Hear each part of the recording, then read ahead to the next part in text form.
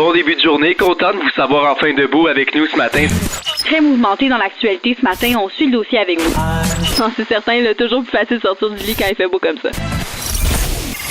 Enfin debout, c'est votre actualité. Expliquée, Débattue. et remise en question. Enfin debout, c'est vos nouvelles à notre façon. Avec François-Xavier Bénard, Alex Godbout et Geneviève Asselin. Vos matins commencent à Enfin debout au 98.5. Bon début de journée branché sur l'ensemble du réseau Cogeco 98.5. Ici François-Xavier Bénard, très content de vous accompagner ce matin avec Alex Godbout et Geneviève Asselin. Allô. Est-ce que vous faites partie de la génération des Barbies? Ah, certainement. Tout J'ai à joué fait. avec ça beaucoup trop longtemps là, pour l'âge que j'avais à la fin. Ben ça tombe bien parce qu'aujourd'hui, Barbie fête ses 60 ans cette année. Ouais. Et pour l'édition de cette année, on a voulu créer une nouvelle collection. Et parmi ces Barbies-là, on a créé une collection de 20 femmes inspirantes. Ah, wow. Partout dans le monde, qui viennent de 18 nationalités différentes. Et on retrouve entre autres une Canadienne, Tessa Virtue. Ah, C'est toutes des personnalités connues. Oui, exactement. Wow. Oui, Tessa Virtue qui est connue ici au Canada pour Oui. le patinage artistique. Certainement. Tessa et Scott. Et ça Oui, tombe j'aime. bien parce que demain, Oui, Journée de la femme. Journée internationale de la femme. Ben oui. Très belle façon de souligner ça. Ça vient chercher les plus jeunes aussi. C'est bien de commencer à conscientiser à cet âge-là. Exactement, Alex. Et on va vous mettre une photo notamment des 20 Barbies de cette nouvelle collection directement sur la page Facebook du 98.5. On vous a préparé toute une émission ce matin. On se penche notamment sur l'étalement urbain de Montréal, qui est très inquiétant quand on le compare aux autres métropoles, notamment Toronto et Ottawa au Canada. Et c'est Maxime Sarrazin, qui est porte-parole, lui, de la ville de Montréal en matière d'urbanisme et d'aménagement, qui sera là pour nous en parler un peu plus tard. Et Alex, ce matin, pour la chronique Alex explique, qu'est-ce que tu nous expliques? Ben, écoutez, cette semaine, on a beaucoup parlé du VIH et du sida en raison des percées médicales qu'on a entendu parler mardi. Mais auriez-vous pu penser que le sida avait eu un impact sur l'industrie de la mode? Donc, je démystifie un peu tout ça plus tard à l'émission. Intéressant. Et c'est votre chance de partir du Québec, d'aller au show. Ah, chanceux. Pour le 30 secondes WestJet. Alors, votre opinion, 30 secondes un peu plus tard durant l'émission, pour avoir une chance de partir à Cuba en occupation double. Mais avant tout ça, on s'informe avec Geneviève. Le directeur général de la Sûreté du Québec est suspendu de ses fonctions. Donc, on apprenait hier que Martin Prudhomme a été suspendu provisoirement de son poste pour une enquête sur une allégation sur des infractions criminelles. La ministre de la Sécurité publique, Geneviève Guilbeault, a parlé dans un point de presse hier et n'a pas donné beaucoup de détails sur l'allégation. Elle a dit qu'elle souhaitait maintenir la confiance du public et qu'elle ne voulait pas nuire à l'enquête. Puis, donc, des allégations qui pourraient avoir un lien avec l'enquête du Bureau des enquêtes indépendantes de l'UPAC et peut-être même Guy Ouellette. Mais donc, c'est toujours des allégations et c'est le Bureau des enquêtes indépendantes qui mènera l'enquête. L'ancien secrétaire général de Justin Trudeau a témoigné devant le Comité permanent de la justice et des droits de la personne hier. Gerald Butts, on connaît, ami proche de Justin Trudeau, qui est l'une des personnes qui avait été également nommée par Jody Wilson-Raybould dans la liste des personnes qui avaient peut-être fait pression indue sur elle. Il a dit dans son témoignage que Jody Wilson-Raybould, l'ancienne procureure générale, avait pris une décision finale trop vite dans le dossier SNC-Lavalin. Il a dit aussi qu'elle aurait dû avoir un deuxième avis légal, ce qu'elle aurait pu supposément refuser de faire. Et Andrew Scheer aussi à l'opposition qui a répondu, il a dit que le témoignage de Gerald Butts ne changeait rien et qu'il était convaincu que Justin Trudeau avait ingéré dans une poursuite criminelle. Et aujourd'hui, Justin Trudeau prendra finalement la parole à 7h45 sur le cas d'SNC-Lavalin dans un point de presse et on suit le dossier de vous avec près aujourd'hui.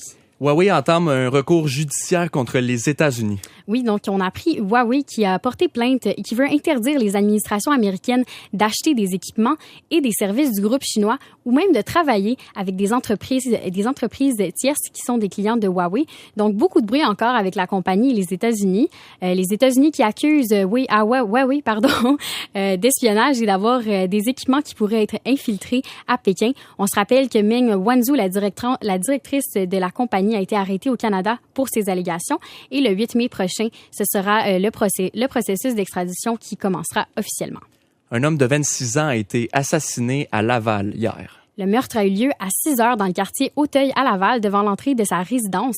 La victime, Danny Elias Espinal, a été atteint par une balle à la tête. On ne connaît toujours pas les causes du meurtre, mais la victime s'identifiait comme un rappeur et son décès a été constaté à l'hôpital. le REM ne se rendra finalement pas à Vaudreuil-Dorion. Les rails du REM ne seront finalement pas inclus dans la construction du nouveau pont de l'île aux Tourtes. La CAQ ne prévoit pas modifier le projet de reconstruction du pont pour ajouter la ligne du REM. La CAQ qui veut amener les rails notamment dans l'est de Montréal et en Montérégie, mais finalement pas à Vaudreuil-Dorion. Et le pont de Vaudreuil-Dorion qui sera donc remis à neuf aux alentours de 2030. Merci Geneviève. Pour plus de nouvelles, vous pouvez vous rendre directement sur notre page internet du 98.5fm.ca. 6h05. Ça paraît qu'on est en semaine de relâche un peu partout au Québec sur le réseau routier. Mis à part un léger ralentissement sur la métropolitaine ouest à l'autoroute des Laurentides, secteur habituel, tout se déroule très bien ce matin. 40 Repentigny, 25 Terrebonne, 13 et 15 à Laval, ça va bien également. Même chose pour tous les traversiers de la Rive-Sud. Ici, je parle de Champlain, Jacques-Cartier, Victoria, le tunnel également Louis-Hippolyte Lafontaine. Et c'est la même chose dans l'Ouest. Aucune panne de métro ce matin. Et le prix de l'essence ce matin à Montréal qui se situe aux alentours de 1,24 le litre. Très froid ce matin, Alex, mais faut rassurer nos auditeurs parce que il y a de la belle température qui s'en vient. Ah oui, et on a-tu hâte? Donc, ce matin à Montréal, oui, c'est un peu plus froid. Là, le mercure est à moins 18 ce matin, mais ça devrait se réchauffer au courant de la journée pour un moins 9 degrés alternance soleil-nuage en après-midi. Heureusement, là, le soleil devrait être avec nous à 100% dans les prochains jours. Demain, on prévoit un mercure de moins 3 et samedi, moins 2 degrés avec du soleil partout à Montréal. On se rapproche enfin de la barre du 0 degré. Finalement. Et, ben oui, puis c'est parfait pour la dernière fin de semaine de la relâche. Là, profitez-en pour aller faire le plein de vitamine D. Et dimanche, par contre, là, un peu moins beau avec des précipitations entre la neige et de la pluie et un 2 degrés. Et selon Météo Média, là, à partir de la semaine prochaine, on en aurait enfin fini des températures glaciales et les températures plus clémentes et printanières devraient commencer à s'installer à Montréal. Enfin, j'en connais qui vont être heureux de cette nouvelle-là parmi nos auditeurs. Et une autre bonne nouvelle concernant cette fois la tournée Allegria du Cirque du Soleil qui est de retour dans la métropole. Oui, Allegria qui est un préféré du public. Là, le cirque débarque en ville et c'est pas peu dire, là, c'est 2 gros cirques qui viennent s'installer dans la métropole pour les prochains mois. Hier, les médias ont pu assister à la levée du chapiteau dans le Vieux-Port dans lequel se représentait le spectacle Allegria qui, en 19 ans d'existence, là, a été vu par plus de 14 millions de personnes mondialement. Et ben, c'est pas le seul cirque qui va être en ville car son compétiteur qui était avant son associé, le Cirque Éloise, va présenter à partir du 6 mars le spectacle Serge Fiori Seul ensemble en résidence au Théâtre Saint-Denis. Pièce bien sûr là, en hommage à Fiori en collaboration avec Louis-Jean Cormier. Et on sent un peu la compétition là, parce qu'on sait que le Cirque du Soleil est de plus en plus connu pour la série Hommage à Trois-Rivières. Et ben le spectacle du Cirque Éloise est également un spectacle hommage. Donc. Et en parlant de compétition, tu fais bien de le mentionner, c'est pas mal ce qui attend le Canadien ce soir à San Jose. Oh. Montréal qui rend visite aux Sharks, une des puissances de l'Ouest dans son deuxième match de 3 sur la route en Californie. Après la victoire de 3-1 face aux Kings mardi dernier, Claude Julien ne devrait pas effectuer aucun changement à sa formation d'ici le match de ce soir plutôt, ce qui veut donc dire que Jordan Will devrait revenir encore une fois au centre du troisième trio et Jesperi Kotkaniemi qui lui avait été retiré pour la première fois de la saison lors du match de mardi. Le CH qui termine son voyage samedi soir face aux Ducks d'Anaheim. Et je vous invite ce soir à écouter le 98.5 parce que le match contre les Sharks est présenté sur nos ondes à partir de 21h30 pour l'avant-match avec bien sûr Pierre Maguire et également Danny Dubé. Et Alex, toi qui viens de Rouyn-Noranda, je sais pas si tu en as entendu parler, mais tu vas être très heureuse d'apprendre ça parce que les Huskies de Rouyn-Noranda, qui évoluent bien sûr dans la Ligue d'hockey junior majeure du Québec, viennent d'égaliser un record hier soir grâce à une victoire de 8-3 face aux Cataractes de Shawinigan. Entre autres, le capitaine de l'équipe, Raphaël Harvey-Pinard, s'est démarqué en récoltant un tour du chapeau. Et les Huskies ont signé une 25e victoire consécutive, ce qui est autant que les Éperviers de Sorel lors de la saison 1973-1974 et les Rangers de Kitchener également de l'édition 1983 et 1984. Et les Huskies qui auront la chance de réaliser ce record demain soir à 19h30. Alors, une 26e victoire. Ce serait un record canadien dans le junior. Fierté régionale, vraiment, les Huskies. Là, tout le monde de Rouyn-Noranda avec qui je suis amie sur Facebook partageait la nouvelle. Là, vraiment. Mais ça va être difficile parce que les Huskies ont rendez-vous avec les Voltigeurs de Drummondville. 6h09. Geneviève, l'Institut de la statistique du Québec a montré son plus récent rapport qu'il y avait bien et bien une exode de Montréal vers les banlieues actuellement. Et cette année, on note un déficit de 24 000 partant de l'île de Montréal. C'est un record depuis 2009 et 2010. Les causes de cet exode sont notamment le prix des propriétés et le fait que les terrains se font de plus en plus rares à Montréal. Oui, effectivement. Et on s'est penché sur la question un petit peu plus d'un point de vue environnemental. Et on a avec nous ce matin Maxime Sarrazin, porte-parole de la Ville de Montréal en matière d'urbanisme et d'aménagement. Et donc, ce matin, qu'est-ce qu'on veut savoir, là? C'est, pensez-vous qu'on va être capable de renverser cette tendance d'exode de la ville? C'est sûr qu'on se mettra pas à la table. Tout d'abord, bonjour. Bonjour. C'est un plaisir de vous avoir d'être avec vous. Je pense que c'est une tendance, effectivement, qu'on va tenter d'inverser, mais c'est quelque chose qui est difficile parce que depuis les dernières années, on est dans une espèce de revampage complet de la ville de Montréal, de chaque arrondissement pour tenter d'amener nos infrastructures à date, de les ramener en 2019, ce qui crée quand même une certaine insatisfaction, on se le cachera pas. Et comme vous l'avez si bien mentionné, on vit sur une île à Montréal. Oui, donc le territoire est limité. On est enclavé par le Saint-Laurent et par la rivière des Prairies, puis par les lacs. Donc, ce qui fait qu'on peut pas nécessairement expansionner le territoire autant qu'on pourrait le désirer. Alors, je prends l'exemple de Blainville-Boisbriand qui, à chaque année, peut se permettre de prendre un peu plus de terrain en direction de Mirabel parce qu'ils ont de l'espace. C'est pas le cas ici. Mais qu'est-ce qu'on fait en ce moment concrètement là, pour remédier à ça, un petit peu le problème d'étalement urbain qui est assez drastique à Montréal surtout? Là? Tout d'abord, on investit pour implanter des nouveaux logements sociaux. On a une politique qui s'appelle le 20-20-20, qui est le 20% de logements sociaux, 20% de logements abordables et 20% de logements familiaux. C'est la politique sur laquelle on travaille présentement et qu'on veut mettre de l'avant d'ici la fin de notre mandat. Et on va créer 12 000 logements sociaux et abordables d'ici la fin du mandat 2021, ce qui veut dire 6 000 logements sociaux et 6 000 logements abordables. Ce qu'on veut faire aussi, bien sûr, c'est d'investir massivement pour la qualité de vie de nos citoyens, parce que on s'entend que Montréal est un pôle économique hyper important pour la région métropolitaine. Et oui, c'est certain qu'il y a des gens qui vont dire, bon, mais je peux pas avoir un terrain de 8-9 000 pieds carrés puis une maison neuve, donc j'ai pas le choix d'aller en banlieue. Mais ça aussi, ça vient avec un coût, en ce sens qu'on doit passer 1 heure à 2 heures des fois dans le trafic pour se rendre au travail. Et si on doit quitter son travail pour aller en banlieue, on va devoir souvent perdre une portion salariale assez importante parce que le pôle économique se passe directement sur la ville de Montréal. Donc, vous me posiez la question, qu'est-ce qu'on fait?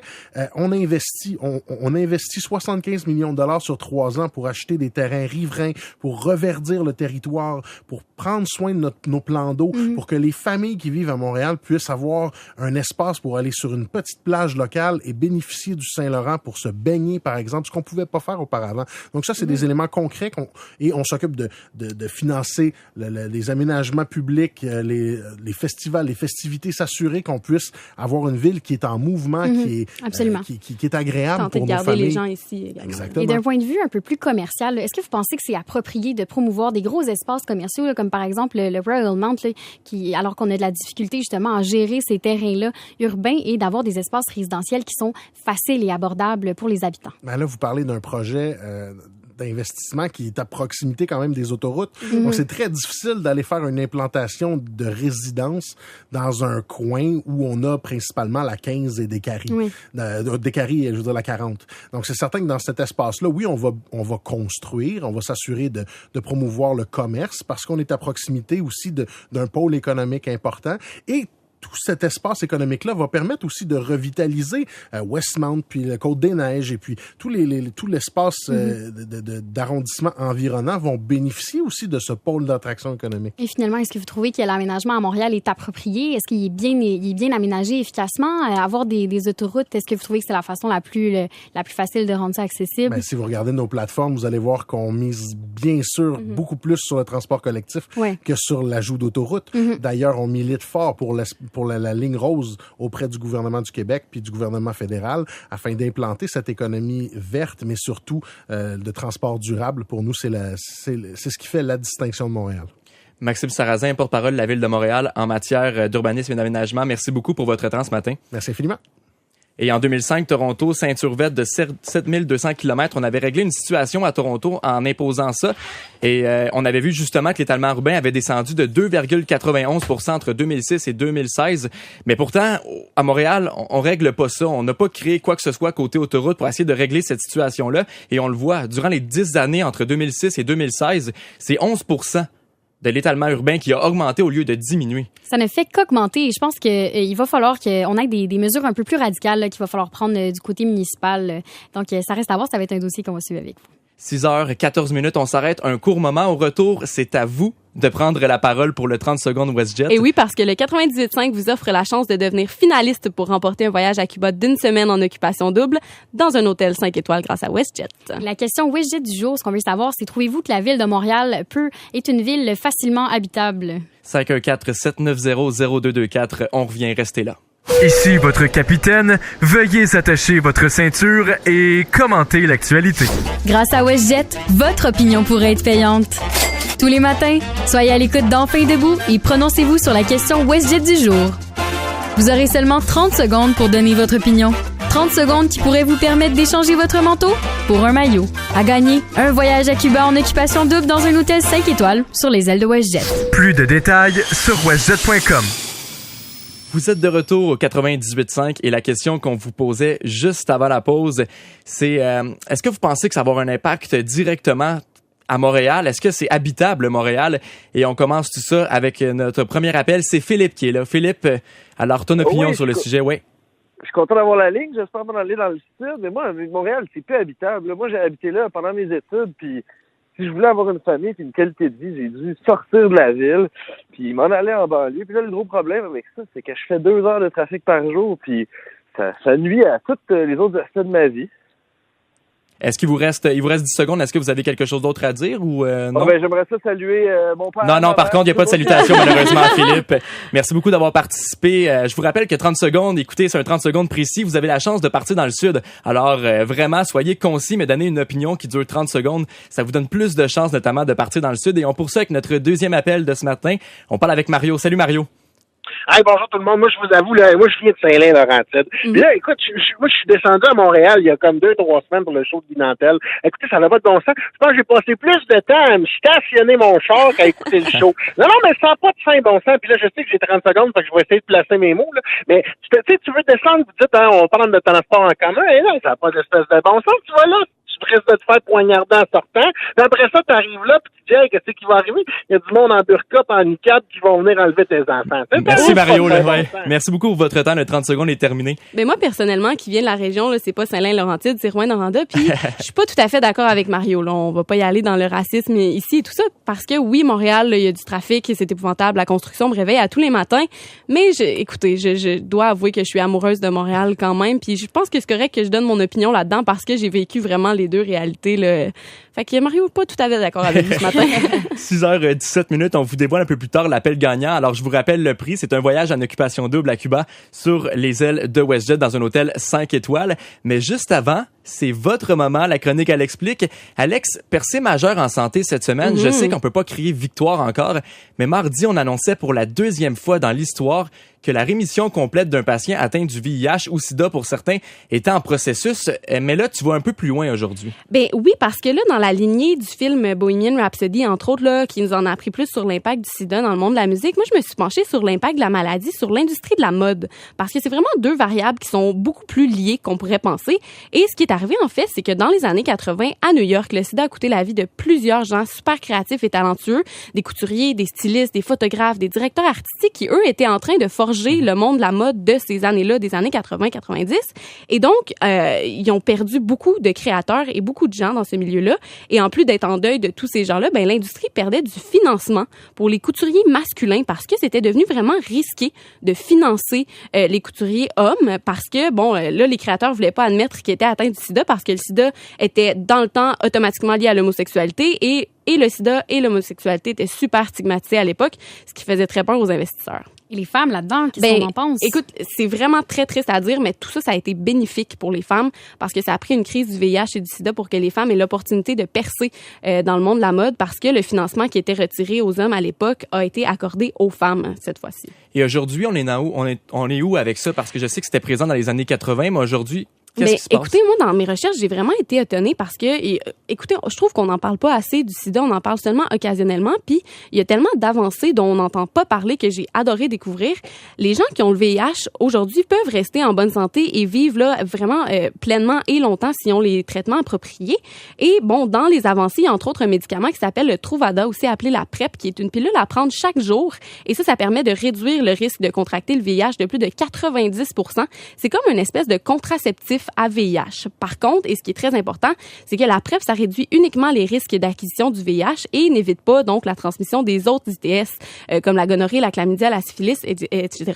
Et Dominique Leclerc, coordonnatrice en biologie moléculaire, qui elle travaille dans les laboratoires à la recherche du VIH dans le sang, elle confirme que les taux de gonorrhée et de syphilis n'ont jamais été aussi hauts au Québec parce que cette pilule-là fait que les gens se protègent plus et même que c'est cette pilule-là qui a fait que la syphilis est de retour. Donc c'est pas un bien pour un mal, mais ça prouve à quel point c'est important là, de rester informé et puis de continuer d'essayer de briser le tabou par rapport au VIH. Et je vous laisse là-dessus. Est-ce que vous connaissez la différence entre le VIH et le sida? C'est sur Facebook pour l'explication. Merci beaucoup, Alex. On quitte pour une courte pause, mais restez là car au retour, on vous dévoile le finaliste du 30 secondes WestJet d'aujourd'hui. Vous écoutez Enfin debout au 98.5. Debout au 98.5. Debout au 98.5.